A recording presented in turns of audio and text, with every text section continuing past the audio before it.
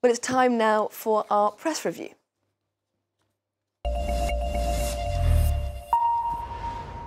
I'm joined in the studio now by Leo McGuinn for our press review. We are starting in the Middle East and the news that the ICC, Leo, could be preparing an arrest warrant against prominent Israeli and also Hamas officials, including Prime Minister Benjamin Netanyahu. What's going on?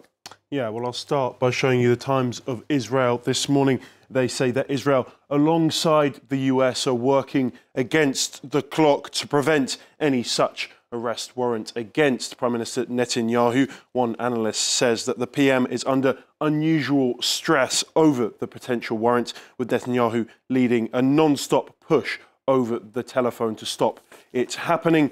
His latest public statement said it could set a dangerous precedent. Haaretz have this analysis, a piece saying that the Israeli government is working under the assumption that the ICC's prosecutor, Karim Khan, will this week issue warrants for the arrest of Netanyahu, Defence Minister Yoav Gallant and IDF Chief of Staff Herzi Halevi. The ICC is the world's only permanent international court with the power to prosecute individuals accused of war crimes. It relies on its 124 members, which includes most European countries, but crucially not Israel or the US, to arrest those named in such warrants.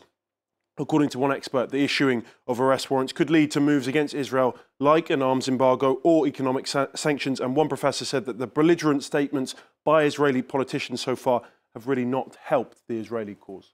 Well, staying now with the war in Gaza, university campuses across the United States have been seeing pro-Palestinian protests, also sit-ins over the past few weeks. How is the American press covering those protests, Leo? Yeah, this is the New York Times.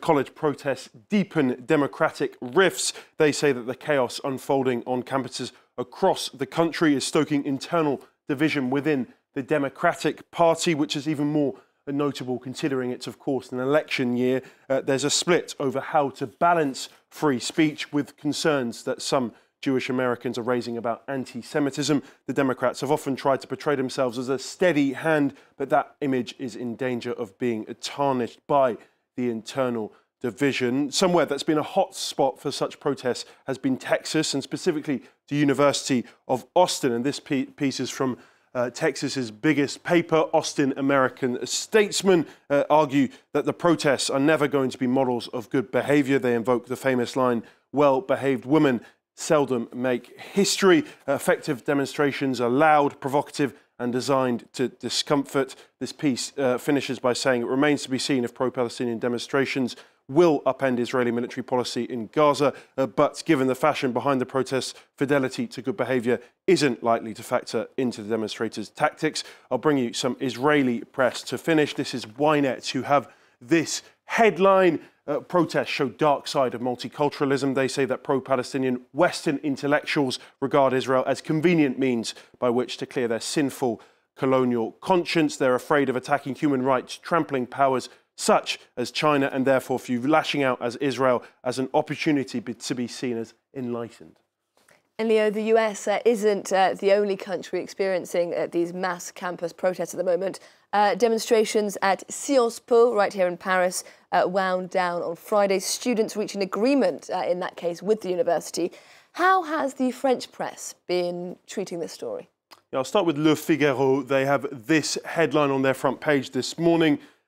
Sciences Po bows in the face of Islamist leftist pressure. The school administration has agreed to hold a public meeting on Thursday in which elected officials will respond to questions from their constituents. The right and extreme right have denounced the uni's capitulation. This article says that the silent majority believe that the management gave in to the blackmail of a few dozen militants. L'Opinion, for its part, accuses the elite factory that is Sciences Po of going off the rails. The current crisis, it claims, is due to France Unbowed's desire to import the Israeli-Palestinian conflict into the European election campaign. Le Nouvel Obs have this piece describing how the university became a cauldron. They say this is nothing new. Sciences Po has a tradition of protests and clashes. In fact, the 70s saw extremely violent confrontations between the students' union and the far right. So this isn't the first time this has happened at the elite university.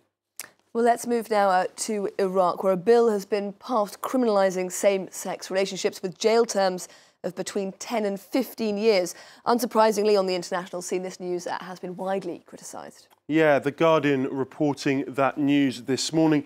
They note that the law also enables courts to sentence trans people to 3 years in prison. The move has been condemned as an attack on human rights. The US State Department said it was a threat to human rights and would weaken Iraq's ability to diversify its economy and attract foreign investment, whereas Human Rights Watch have called the new law change a horrific development and an attack on human rights. I want to move on from this story, but I'll stay in Iraq and bring you the tragic death of Fahad, who was a TikTok star. She was shot dead on Friday outside her home. A viral sensation, Fahad had 460,000 followers. Her videos showed her wearing tight or revealing clothing or singing and cuddling her young son. She often drew the ire of conservatives in Iraqi society and in the government, which has led many to speculate as to why she was assassinated. The 30-year-old had previously been sentenced to 90 days in jail for dancing at her 6-year-old son's birthday.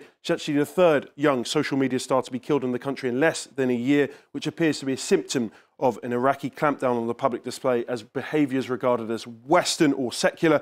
Speaking at her funeral, Fahad's brother said he had no faith that the killer would be caught. OK, well, yeah, let's change gears completely now for your final story. A story of the youngest 101-year-old in the world. Tell us more. Yeah, this is the story of Patricia. You can see her smiling there in The Guardian this morning. 101 years old, but as you say, maybe the youngest 101-year-old ever, as she's regularly mistaken for just 1 year old.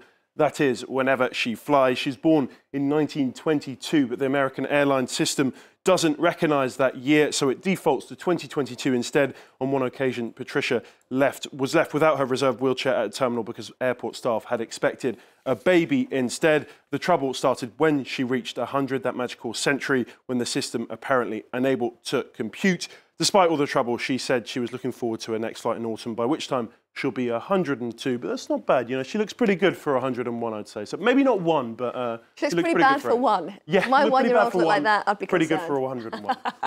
Leah McGuinn with today's International Press Review. Thank you very much.